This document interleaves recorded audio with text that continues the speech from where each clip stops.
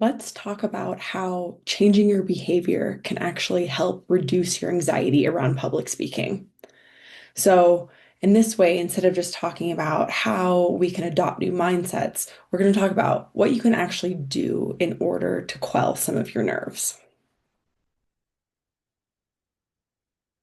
So, the first is very simple, it's exercise. Exercise is amazing for reducing anxiety in general and specifically related to public speaking. The reason is exercise has a actual physiological response. So it helps create endorphins and lowers cortisol levels. According to Stonerock, Hoffman, Smith, and Blumenthal, performing 10 to 30 minutes of moderate activity a day, so, that could be brisk walking, it could be jogging, it could be cycling, shortly before speaking helps channel nerves and bring down that anxiety.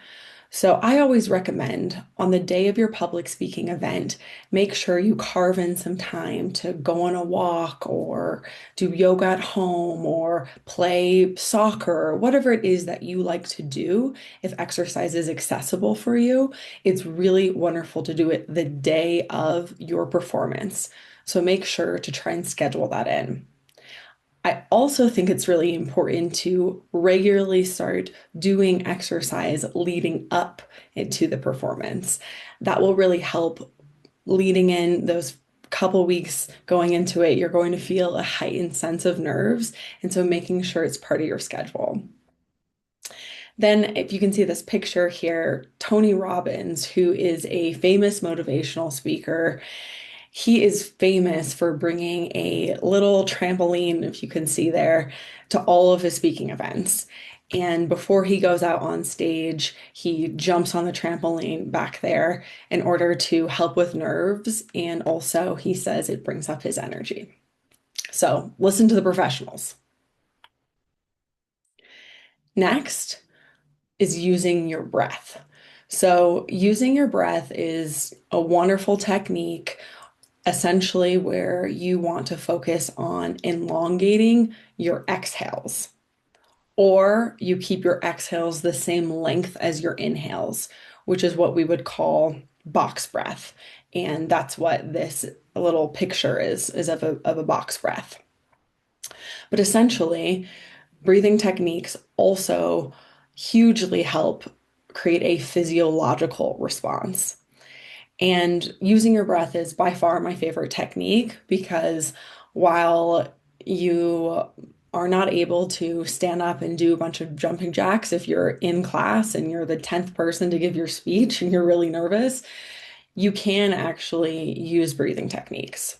So, the first, as I mentioned, is elongating the exhale.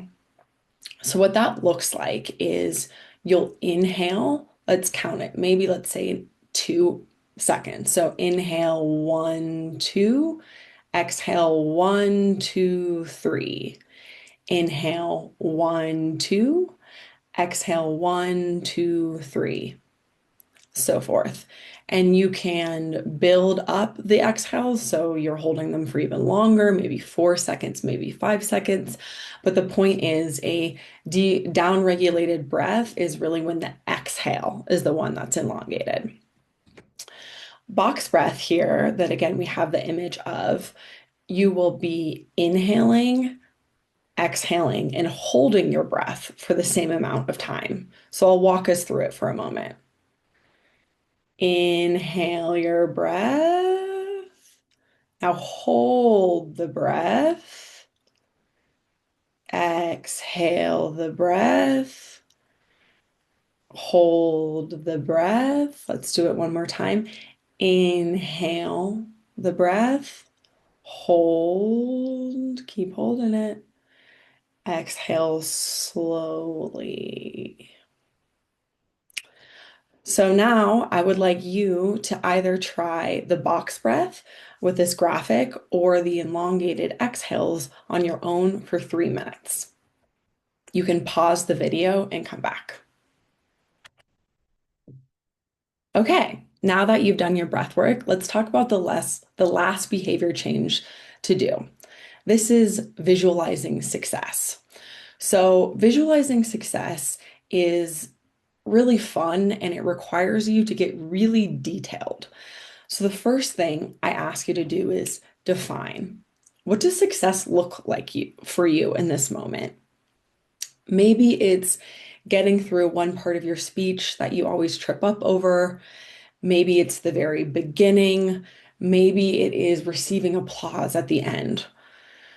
So I want you to get really focused. What does success mean? And then visualize the actual setting that you'll be in. So this is the most effective when you actually know what classroom you'll be in or on a stage or auditorium. And if you're able to go to that place ahead of the speech and really stand where you would normally be standing and look out, that is really helpful in order to visualize the success. I also visualize the nerves in order to get over them. So for me, I get really thirsty. And so when I'm visualizing success, my throat is dry. I can see my audience. I know where I am. I might not even know what I'm wearing. And then I go through the part of the speech and I see myself do it. And it usually takes, depends on if you're going to do the whole speech or just a chunk of it. So make sure you plan that in. But studies have found that participants who imagine giving confident presentations felt less anxious before they gave a speech than those who did not visualize. So, again, I'm going to ask you to participate in this and take a few minutes to first imagine what success looks like, get all those details. And then for 2 minutes, and I do actually want you to time yourself, let yourself be there, visualize the success.